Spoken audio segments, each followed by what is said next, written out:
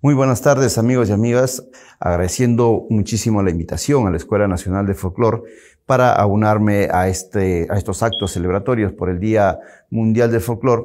Les habla Carlos Sánchez Guaringa, antropólogo y sociólogo de la Universidad Nacional Mayor de San Marcos y actualmente director del Centro Universitario de Folclore. El día de hoy les traigo un tema que me ha concitado bastante atención desde muchos años atrás, desde muy temprano. Mis tesis de maestría y de doctorado giran alrededor de este tema y quiero compartir algo sobre ello. Exactamente vamos a tratar el tema, tratar de resolver un tema o una interrogante fundamental. Es ¿cuál es la diferencia entre los instrumentos musicales de tipos aerófonos llamados antaras y sikus? Yo tengo aquí en mis manos un instrumento que es llamado antara. Esta antara pertenece a los conjuntos de llamados chunchos de Huanta, Ayacucho. Es un instrumento que se denomina antara o antec también. Y también he traído para efectos del tema de hoy este instrumento que es un siku, que es también bastante conocido. El siku, como ustedes pueden ver, se caracteriza por tener dos partes. Es un instrumento que está dividido en dos. Y además de ello tiene hileras secundarias, ¿no? Una flauta de pan son una conjunción de tubos paralelos en forma de balsa. Y los sikus, que existen sobre todo en el altiplano, peruano, boliviano, chileno, argentino, tienen esta característica que se tocan entre dos personas.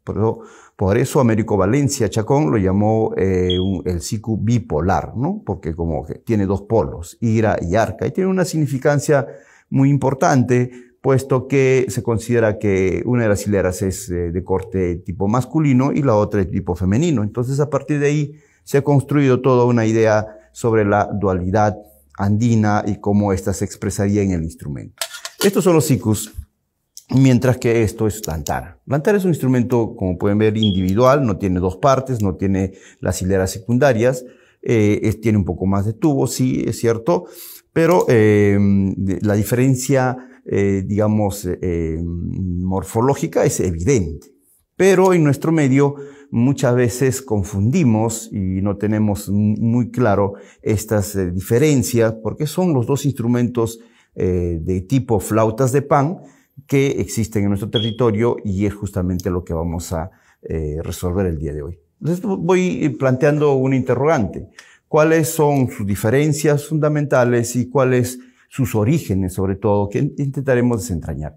Bueno, ahí observamos un esquema básico que tenemos que tener todos en cuenta para rastrear los inicios y desarrollo e historia de estos instrumentos, que es el esquema fundamental de desarrollo histórico de nuestra civilización andina, ¿no? Pues está dividido en periodos. Vamos a revisar este periodo hasta la llegada de los españoles. Todos sabemos que tenemos un periodo inicial, precerámico o arcaico, es decir, cuando todavía no existía la cerámica, pero estos instrumentos ya van a aparecer. Justamente van a ser construidos en materiales que no son de cerámica, las cañas fundamentalmente, como es este caso, las maderas, también los huesos, fundamentalmente los huesos de aves, los huesos de animales mayores, van a ser el material que se va a utilizar para construir estos instrumentos. Aquí vemos la flauta de pan.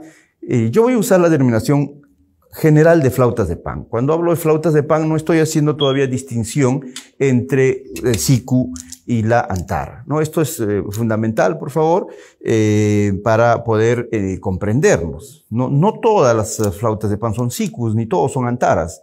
Las antaras son instrumentos muy específicos, inclusive tienen un contorno, un entorno, un contexto social donde se desarrolla, y los sikus tienen otros, y su denominación específica es sikus. Pero estos y otras flautas de pan, como el que voy a mencionar bastante, que se llama ayarachis, también Todas estas forman parte de las flautas de pan. Entonces, flauta de pan es una denominación académica que engloba todos los aerófonos de este tipo a nivel del mundo. Es un consenso mundial de denominación. Nosotros tenemos varios tipos de flautas de pan. Lo que hoy día voy a hablar, como les digo, es sobre los sikus y las antaras, que son los principales. Y luego voy a sumarle ahí una flauta de pan que también se denomina yarachi, pero eso lo veremos casi al final. Sobre este instrumento, ¿cuáles son los primeros instrumentos o el más antiguo? Mucho se ha hablado que en Chilca habría aparecido este instrumento hace aproximadamente 7.000 años, otros dicen 4.000 años, pero la verdad es que trabajando este tema también junto a Carlos Mancilla, un ex investigador también de nuestra Escuela Nacional de Folclore, que ha ahondado bastante en las investigaciones, sobre todo en las antaras Nazca, hemos llegado a un consenso que esta flauta encontrada por el arqueólogo Federico Engel en el sector de Chilca, es decir, aquí en Lima, al sur, no tiene tantos años de antigüedad, sino es más bien del periodo Paracas, por muchas caracterizaciones que sea muy largo ingresar a ello, pero eso es lo que hemos llegado al consenso. Es decir, no tiene 7.000, 4.000, tiene lo que tiene el periodo de la cultura Paracas, ¿no? O sea, en promedio tal vez de 1.000, 1.500 años antes de Cristo. Entonces nos quedaríamos con Caral. Caral sí nos da una antigüedad mayor en la existencia de esta civilización. Aquí vemos unas flautas que no es nuestro tema de hoy, unas flautas horizontales que ya se han trabajado por otro lado, pero también vamos a tener en el mismo sitio, en el mismo contexto, las flautas de pan, ¿no? Que los arqueólogos lo llaman rápidamente antaras, apenas lo descubren, pero en realidad le deberían llamar flautas de pan, porque no sabemos si son antaras o son sikus. Entonces, justamente al no saber qué son, no se debería utilizar la denominación específica de antaras, sino de flautas de pan.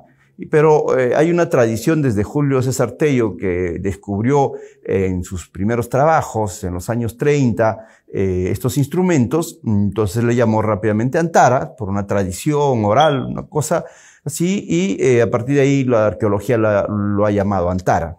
Pero la denominación que se debería usar una vez más es de flautas de pan. Entonces tenemos las primeras evidencias de flautas de pan en nuestro territorio descubiertos por la arqueología, en Caral, con 3.200 años antes de Cristo más o menos. Esto lo hemos revisado nosotros, hemos hecho bastantes trabajos con el proyecto Caral, con la doctora Ruchadi, y tenemos 3 evidencias de flauta de pan, uno de 5 tubos, otra de 13, otra de 2, que probablemente pues se hayan perdido más tubos, de repente han tenido, han trabajado conjuntas, no sabemos, pero sí están dentro de un solo contexto, aunque separadas, ¿no?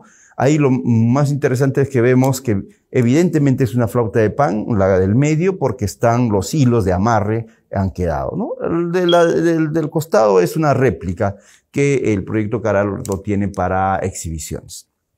Entonces, pasamos al siguiente periodo, el periodo formativo cerámico, es decir, aparece la cerámica. La aparición de la cerámica es muy fundamental en el desarrollo de nuestra civilización. Es una revolución, un acto revolucionario, y la cerámica se usa pues ya para todo lo que significa la vida del hombre. También va a usarse para la elaboración de estos instrumentos.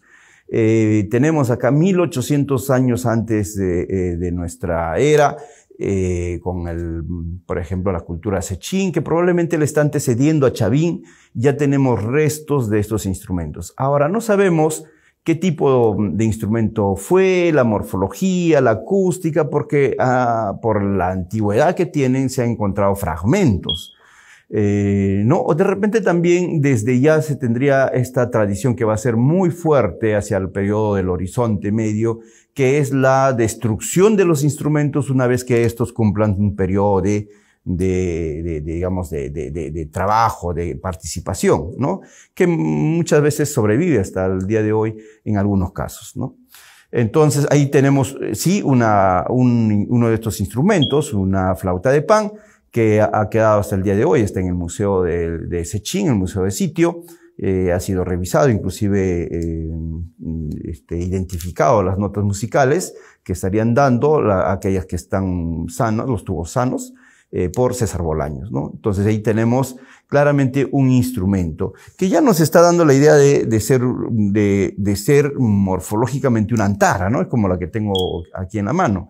Es muy difícil creer que haya sido un siku, es decir, este instrumento, puesto que no va a tener las características fundamentales que es la división entre dos instrumentos, ¿no? Aunque eso también va a ser bastante, no tan exacto porque puede haberse perdido, digamos, el otro par, pero hay otras situaciones por las cuales uno termina concluyendo que no se trata de un siku. Por ejemplo, el hecho de que en la zona, hasta el día de hoy, las tradiciones que se han cultivado y que han quedado en esta zona, estamos hablando de Ancash,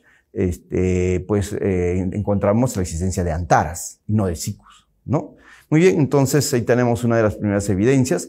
En Chavín es un poco difícil encontrar restos de flautas de pan. Sin embargo, en el Museo de Suiza tenemos esta pequeña, diríamos, antarita de piedra, ¿no? Que está registrada como procedente de la cultura Chavín, aunque yo no estoy muy convencido de que tenga un sitio, porque mucho de los restos arqueológicos de nuestras culturas de estos tiempos pues han sido esparcidas, vendidas, negociadas, ¿no? Entonces han sido excavadas ilegalmente, por lo tanto se han perdido mucho los contextos.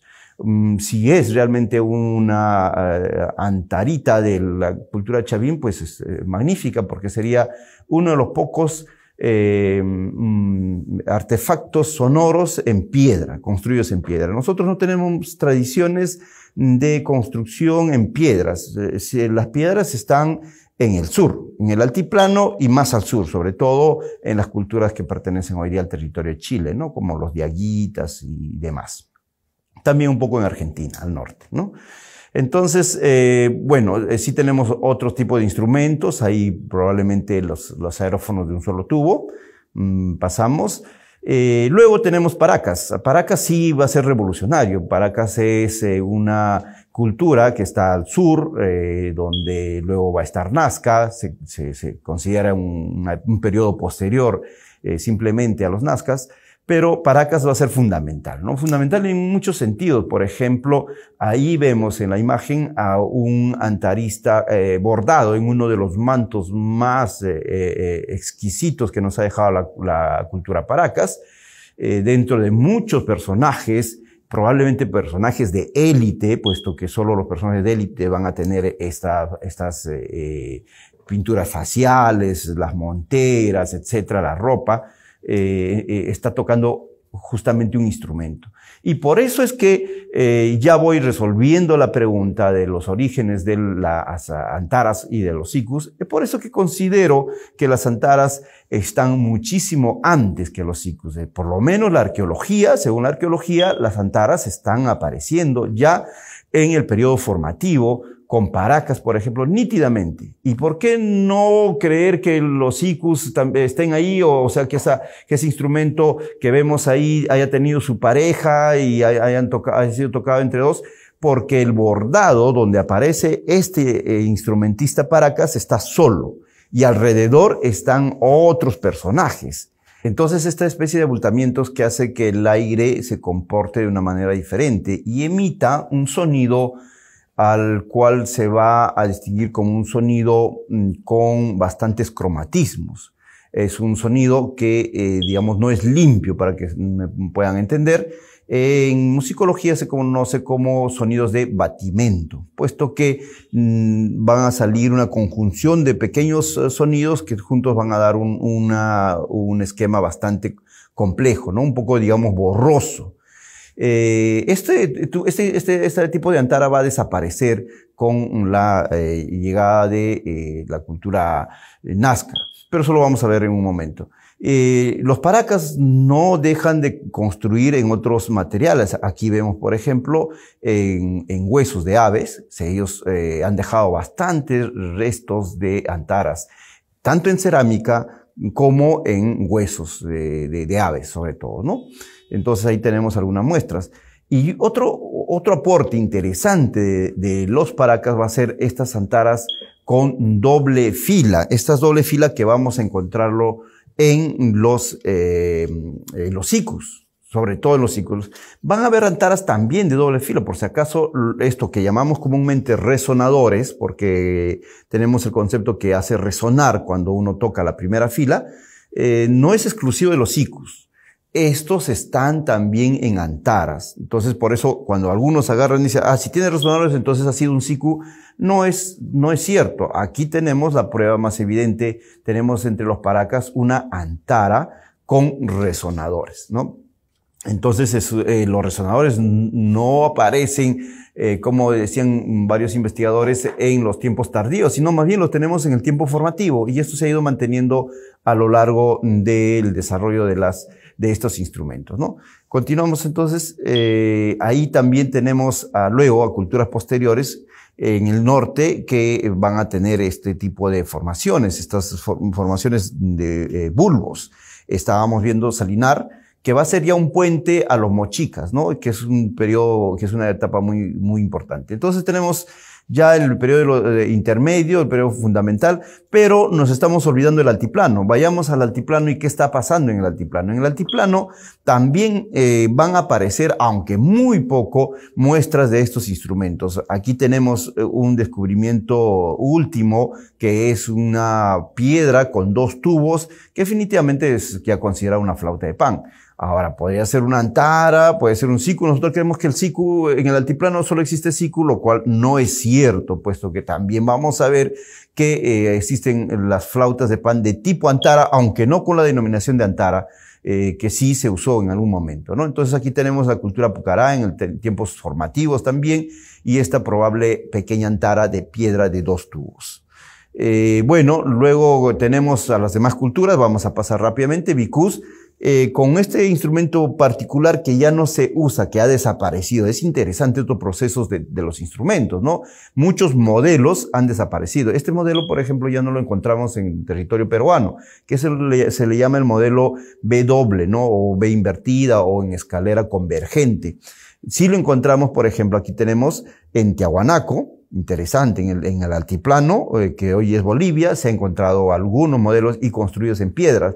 Mientras que la otra figura es Jamacoa, que es una cultura del Ecuador, donde también se encuentra gran cantidad de este modelo en el tiempo prehispánico, no en los tiempos actuales, donde ha quedado más bien otro tipo de instrumento conocido como arrondador.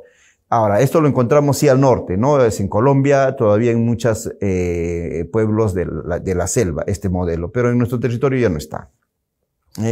Luego tenemos Virú también, muestras de que ellos conocían este instrumento. Tenemos a los nazcas. Los nazcas son, por supuesto, los más prolíficos en la creación de estos instrumentos y de la variedad de instrumentos. Entre los nazca vamos a tener, por ejemplo, instrumentistas solistas, es decir, la antara, como conocemos hoy en día, en estos lugares de la costa norte, de la sierra central norte, donde vemos a un solo instrumentista con la antara tocando y muchas veces acompañado de un instrumento percutivo. Esto ya lo conocían los nazcas, que son los que van a continuar a los paracas, decíamos, y bastantes instrumentos que nos hacen pensar que eran instrumentos también solistas, ¿no? Ahí también tenemos otro instrumentista que va a hacernos recordar a lo que hoy día son los chunchos en Huanta, puesto que tienen muchos aditamentos de la selva, probablemente que están muy emparentados, así que, pero es otra teoría que Carlos Mancilla lo ha trabajado muchísimo mejor, ¿no? Ahí, pero también tenemos algunas muestras de que probablemente los nazcas hayan tocado en dúos. Tenemos ahí una iconografía donde vemos a dos tocadores, un bombo, ¿no? Un tambor, y al otro lado también tenemos una muestra de antaras en cerámica que probablemente se han tocado en dúos. Pero esto va a ser bastante todavía discutible, y si han existido dúos, porque no ha quedado en todo caso en la historia, no se tiene hoy día dúos, sí se tienen grupos, y estos grupos probablemente ya hayan nacido entre los paracas, o sea, los paracas ya habían tocado en grupos, pero tocan un mismo instrumento, es decir, una antara repetida, igualita entre todos, ¿no? No estamos entonces ante sicus, sino ante antaras colectivas. Entonces siguen siendo antaras, no son sicus, porque las antaras del costado tienen las mismas notas, son una réplica exacta, y no es la única evidencia, sino hay otras que están en dúos, ¿no? Entonces probablemente sí tocaban en dúos, en parejas. Ahora, en tropas sí, aquí tenemos ya evidencia de que los nazcas conocían las tropas, o sea, los grupos, las orquestas de antaras, todas construidas en cerámica, como la que tenemos aquí, por ejemplo, que está construida en cerámica. Esto es una réplica de Alfredo Najarro, y de estos instrumentos vemos en las imágenes cómo por su diseño podemos entender que formaban parte de un solo grupo, ¿no? Y tienen símbolos, colores que nos hacen pensar que formaban parte de un solo grupo. Y por otro lado, vamos a ver que conocían las 3 octavas. No se han encontrado instrumentos de 4 octavas o de otro tipo o otro tamaño. Como hoy en día, por ejemplo, en el caso de los sicus, sí encontramos hasta 9, 10 tamaños, ¿no? En los mismos también antaristas de los chunchos en Guanta encontramos también a veces hasta 6 tamaños, 6 octavas. Pero entre los nazcas, la arqueología ha encontrado 3 octavas, lo que no quiere decir que no haya existido, de repente se han roto, cuanto más grande, con más posibilidad de que esto se rompa. Pero ahí tenemos muy claro, muy evidente las tropas en octavas y los dúos, es decir, por cada tamaño mínimo habían 2. Probablemente habían más, porque hay otras evidencias de la tumba, por ejemplo, CQT5 que trabajó Julio César Tello, donde, digamos, los tamaños intermedios son 4 o 5. Entonces quiere decir que sí conocían la duplicidad de los tamaños y la orquestación en base a octavas, es decir, el doble, ¿no? No los intermedios, ¿no? Entonces ahí tenemos una gran importancia de los nazca. Pasamos, por favor. Los mochicas es otra gran historia, ¿no? Porque entre los mochicas sí pasamos, ahí tenemos evidencias de algunas imágenes, pasamos. Entre los mochicas también, al parecer, han habido instrumentistas solistas, es decir, aquel que toca este modelo de las antaras, pero sí ha habido instrumentistas en dúos. Ahí vemos, por ejemplo, a los costados a 2 probables dúos que están tocando en pareja. Entonces, pasamos. Bueno, también sigue la jerarquía, ¿no? El nivel, era un instrumento de la élite, no era un instrumento solo popular. O sea, los gobernantes gustaban de este instrumento, ¿no? Ahí tenemos algunas evidencias. Tiene mucha referencia con la muerte, es otra historia ya que otro día lo conversaremos, ¿no? ¿Qué tiene que ver con la muerte? Tiene mucho que ver con la muerte, por eso es que hasta el día de hoy se considera a los ayarachis como una especie de música fúnebre. Está mal dicho, lanzado la idea, pero sí tiene mucho que ver con esto que es la muerte, que es el traslado a otras dimensiones en el tiempo antes del catolicismo, ¿no? Después del catolicismo es la muerte simple y el traslado del paraíso o al infierno. Pero esto ya viene de otro tema, ¿no? Pasamos, y ahí tenemos los dúos. Los dúos son muy interesantes porque cuando hay dúos podemos pensar que ya conocían los sicus, los mochicas. Y Américo Valencia Chacón ha señalado hasta su muerte que los mochicas habían inventado el sicu. Entonces que ahí tendría su inicio el sicu. No, sin embargo, las evidencias que él lanza no son convincentes totalmente, ¿no? Por muchas razones que están explicadas en algunos de mis textos y también podemos otro día conversar ampliamente el por qué.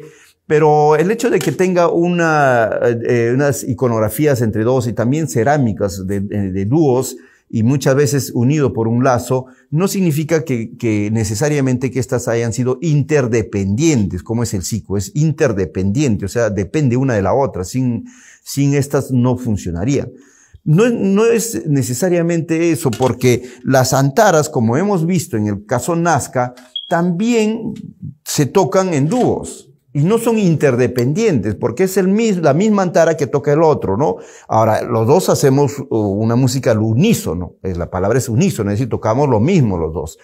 En algún momento el otro va haciendo de repente otras marcaciones, otros tiempos, o tenga cierta diferenciación en la afinación, pero finalmente es el mismo instrumento. Y yo creo que eso es lo que está pasando entre los mochicas y que si la discusión continúa, podemos desarrollar en otro momento por qué hay otras más sustentos para señalar que los mochicas no conocieron el siku, sino las antaras. Una fundamental es que en ese sector no han sobrevivido tradiciones de sikus. En ese sector más bien tenemos las antaras hasta el día de hoy. Entonces, eso todavía no tenemos las cosas muy claras, pero yo creo que tenemos indicios para señalar ello, ¿no? Ahora, en estas imágenes vemos a una especie de grupos, probablemente cuartetos. Es decir, lo mismo que está sucediendo entre los nazcas. Es decir, los instrumentos replicados, de un solo tamaño o de dos tamaños. También, al parecer, los mochicas conocían las octavas, igual que los nazcas, porque hay evidencias que están también en mis textos mucho más amplios, de muestras de cerámicas donde se ve claramente que un instrumento es la mitad del otro instrumento, y esos son probablemente mochicas, ¿no? Están señalados como salinar. Bueno, veamos otras culturas rápidamente. Este es Recuay, esta es la cultura Lima, nuevamente parecen ser antaras replicadas. En Tiahuanaco tenemos con resonadores, tenemos ya en cañas, pero nuevamente vemos a tocadores solitarios. Entonces, la arqueología no ha logrado demostrarnos fehacientemente la existencia de sikus en el altiplano en tiempos tempranos, ¿no? Lo que no quiere decir que no haya existido. En todo caso, no podremos precisar, ya respondiendo a las preguntas, los inicios del siku en el altiplano.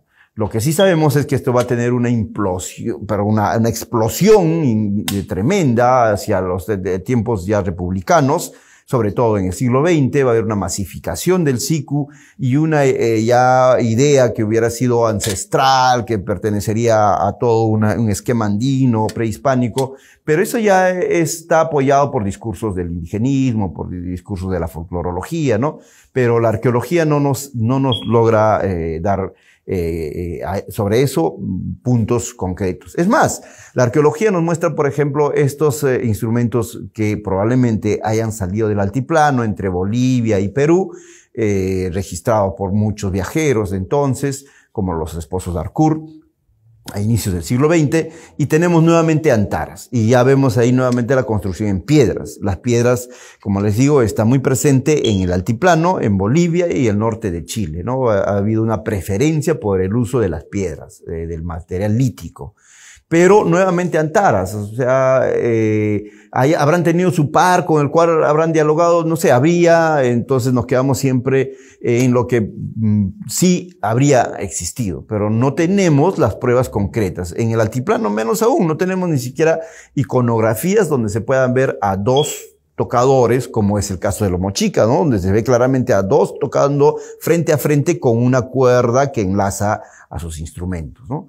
Entonces, señalar que en el altiplano ya existía el siku en tiempos tempranos no es posible. Claro, creemos que sí, habría existido tal vez hechos en cañas. Las cañas no sobreviven por acción del clima que tenemos en el altiplano, pero también viene el otro factor, que desde los tiempos Iswari en adelante ya se sabía que los instrumentos eran ofrendados después de su uso. Es decir, venía la fiesta, se construían los instrumentos y terminada la fiesta se solían quemar, ¿no? Se solía despachar la fiesta, despachando también el instrumento, quienes habían sido los que habían sido pues partícipes activos de la fiesta, ¿no? Así que ahí tenemos algunas imágenes más para ver. Pasamos cómo han estado presentes en todos los periodos, ¿no? Es un instrumento que nos ha acompañado. Pasamos también ya de los periodos tardíos. Chimú en el norte continúan esta especie de dúos. En Chincha y al sur parecieran ya sikus, ¿no? Probablemente, pero no tenemos la certeza. Por ejemplo, en Chancay, aquí, en Lima, ha habido una gran existencia de estos instrumentos. Cuando los españoles llegaron, encontraron que en Chancay, en Lima, en la cultura Ishma, tocaban en grupos y tocaban no sikus, sino estas antaras con resonadores replicadas, o sea, en tropa, pero no dialogando, sino tocando, digamos, al unísono o un poco con ciertos diálogos, como luego vamos a encontrar hasta ahora en Bolivia, también en ciertos sectores de Perú, este sistema que diríamos pareado, ¿no? Es decir, con un solo instrumento tocando, pero como que dialogando pero con un solo instrumento, no con un instrumento interdependiente. Eso, por ejemplo, ha existido muchísimo en Chancay, en Lima. A veces creemos que nosotros no tenemos raíces de estos instrumentos en este sector donde estamos asentados, y no es cierto. Está muy presente y era el instrumento más favorito, igual que las flautas verticales, que también tienen su propia historia, ¿no? Entonces ahí tenemos en Chancay muchísima evidencia de tocadores solitarios, como también de tocadores en grupos, ¿no? Y bueno, pues no pasamos ya, llegamos al tiempo de los incas. Esto ya es registrado por los españoles y tenemos ya evidencias concretas de los españoles al llegar a nuestras tierras, como narran, ¿no? Por ejemplo, ellos van a encontrar que del Cusco, del punto del Tahuantinsuyo hacia el norte, están las antaras. Inclusive van a determinar que estas sean quemadas porque las consideran instrumentos paganos, por lo que tiene esta relación con el otro mundo, ¿no? Con el pasaje al otro mundo, con la muerte. Y luego en el altiplano ellos van a encontrar las tropas, los grupos. Hacia el norte van a encontrar sobre todo solitarios, solistas tocando este instrumento, como hasta el día de hoy conocemos, en muchos sectores, empezando por la costa norte sobre todo, norte de Lima, provincias, luego Ancash, luego Cajamarca, ni qué decir, Piura, Tumbes, Lambayeque, es decir, en el siglo XX todavía se encontraba en Trujillo, en Piura, en Tumbes. Hoy ya un poco ha desaparecido en esos sectores, todavía se ha quedado en Cajamarca, por ejemplo, en Ancash todavía se puede encontrar. Y en la selva, ni qué decir, es otra historia, otro mundo, y que lo podremos desarrollar en otro momento, porque es otra historia fantástica sobre estos instrumentos en la selva, ¿no? Y al altiplano, en cambio, ya los españoles van a encontrar los sikus, aunque no lo van a decir claramente sikus, pero entendemos que ya, por ejemplo, Ludovico Bertonio en su diccionario sí va a hablar de los sikus, que es el único cronista. Más bien los cronistas van a encontrar otro instrumento en el altiplano. Recuerden que el altiplano, que el Collasuyo llegaba en esos tiempos hasta los incas, hasta el Cusco, ¿no? El Collasuyo era, por ejemplo, todo lo que hoy día es Canchis, Chumbivilcas, Carabaya, todo el sector era considerado el Collasuyo. Y ahí van a encontrarse estos instrumentos, estos grupos, que van a ser denominados con la palabra ayarachi. Los cronistas, al llegar a nuestras tierras, prácticamente van a decirnos que hay antaras, que están normalmente hacia el norte, también hacia el sur, en la selva sobre todo, y ayarachis. El único que va a hablar de sikus va a ser Ludovico Bertonio en el diccionario, pero los demás van a hablar de ayarachis. Es decir, ¿qué son los ayarachis? Entonces pasamos, para poder determinar, ahí tenemos algunas imágenes. Estas son las antaras, hasta el día de hoy, estas fotos son actuales. Tenemos ahí, ven siempre uno solo tocando, este es en la selva, al norte. También hay en Cajamarca, por supuesto, pero considero esa foto. Esta es las tropas de antaras que decimos que se conocían antes, pasamos. Estas son las antaras hoy en día, en estos años, en Ayacucho. Vemos que las antaras no solamente se tocan individual, solistas, sino también en grupo. Y se separan por octavas exactas, es decir, una antara el doble de esto, luego otra antara el doble, o para abajo, ¿no? Más chiquito, más chiquito, más chiquito. Entonces llegan a tamaños diminutos y a tamaños que a veces no se puede tocar. Se suben sobre una piedra o sobre una tortuga, he visto que se suben, entonces de ahí tocan.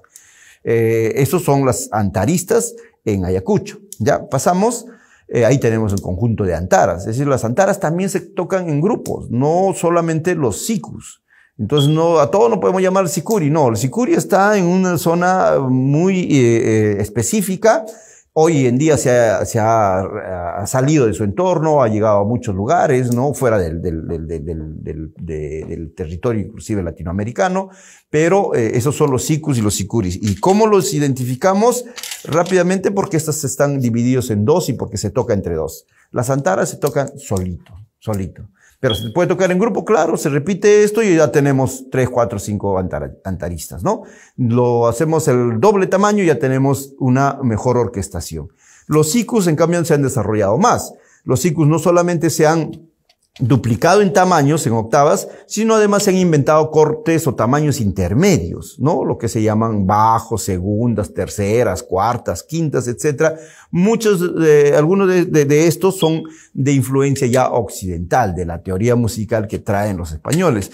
En cambio, las antaras, en su mayoría, han quedado con registros bastante andinos, antiguos. Por eso son un poco más difíciles de escucharse, ¿no? Uno no disfruta con un antarista de guanta, no se pone a bailar, es más, casi no son bailables, son más rituales. En cambio, los sicuris ya se han ajustado a nuestro gusto, tocan guaynos, tocan sayas, tocan morenadas, en fin. Entonces están mucho más, digamos, actualizados. Pasamos, y ahí tenemos a los ayarachis. Los ayarachis que son prácticamente lo mismo. Es decir, es una antara que se llama ayarachi. Entonces, está emparentado y esa es también una de mis hipótesis que están trabajadas, sobre todo en mi último libro, donde indico que los instrumentos primigenios, inclusive antes del siku, son de este tipo antaras, o sea, para un solo instrumentista. Esto lo encontramos hasta el día de hoy, este señor que está tocando ahí es en Chumbivilcas, en Cusco, hoy en día, ¿no? En la actualidad. Y el costado, el ayarachi, que es lo mismo que una antara, es pues un instrumento actual también.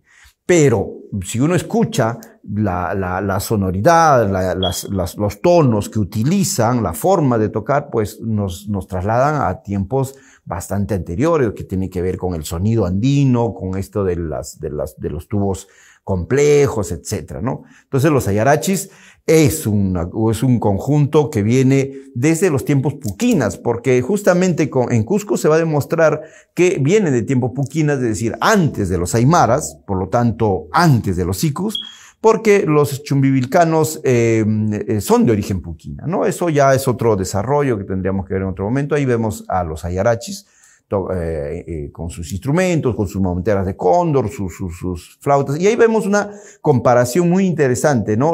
Las tropas de ayarachis con las tropas de antaras de Nazca. Entonces, al parecer, han tenido una continuidad las antaras de Nazca con los antaristas de los chunchos de Huanta y también con los ayarachis, es decir, Nazca y Tiahuanaco han tenido un gran contacto, una gran relación. Por lo tanto, las antaras Nazca del tiempo del intermedio y los ayarachis de Tiahuanaco de ese mismo tiempo, por supuesto, están prácticamente emparentadas. Ahí no tenemos la presencia del siku, más bien tenemos la presencia de esta flauta de pan unitaria que es de tipo antara, ¿no? Solo que uno se va a llamar ayarachi porque es puquina y el otro se va a llamar antara porque es probablemente un protoquechua o tal vez protoaymara. Hay todavía divergencia si los nazcas hablaban un protoquechua o un protoaymara, ¿no? Algunos señalan que ellos hablaban el aymara, o de ahí se va a expandir con los waris, ¿no? Porque los waris los van a conquistar a los nazcas y van a expandir probablemente el aymara. Bueno, eso todavía estamos en discusión, ¿no? Pasamos. El siku ya lo conocemos, esto es un siku actual, está afinado con la notación musical de nuestros tiempos, mientras que las antaras, por ejemplo, en Cusco todavía no usan, por ejemplo, nosotros hemos registrado estos trabajos de los ayarachis en Cusco y han construido su ayarachi, o sea, su instrumento en el momento, ¿no? Y lo han construido sin uso de ningún afinador, sino a la usanza tradicional, ¿no? A veces midiendo con las manos o sino también tocando y sintiendo que ese es el punto tonal y a partir de ahí empiezan a desarrollar los demás tubos, ¿no? En cambio los sikus, bueno, hoy en día hay inclusive fabricantes que ya casi lo hacen en serie. Y además eso, bueno, eso también es un siku, simplemente la forma cambia. Y además, ahí tenemos siku tocando entre dos, ¿no? Y además, el material que se ha usado también se ha modernizado. Aquí tenemos un siku de lata que caracteriza a los conjuntos de zampoñas en Tacna. Luego tenemos sikus en plástico que caracteriza a los sicuris en Chile, por ejemplo, ¿no? Pues la ausencia de la caña, la dificultad que se tiene, han usado el plástico, el PVC. Y bueno, hoy día andan experimentando con otros materiales, por ejemplo, el vidrio, ¿no? Bueno, ya vendrá el futuro, ya sabremos en qué más aparece. Bueno, esos son los sicuris que conocemos. Mi hipótesis es que estos se han expandido en tiempos republicanos. Tengo bastantes referencias escritas en este libro que ustedes pueden revisar, donde vamos a ver que estos sicuris se van a masificar como una expresión moderna del instrumento recién en el siglo XX. Era un poco del siglo XIX, pero sobre todo el siglo XX con la aparición de los sicuris mestizos, y de ahí pues va a haber toda una gran irradiación. Entonces no es cierto que los cortes intermedios y estas orquestas de 10, 9 tamaños en los sicuris sean bastante ancestral. No, es más bien bastante moderno, ¿no? Por eso que también nos agrada y lo tocamos en la ciudad y en todo sitio. Pero nadie anda tocando ayarachis, por ejemplo, ¿no? Es bastante rústico, por usar un término que se pueda entender.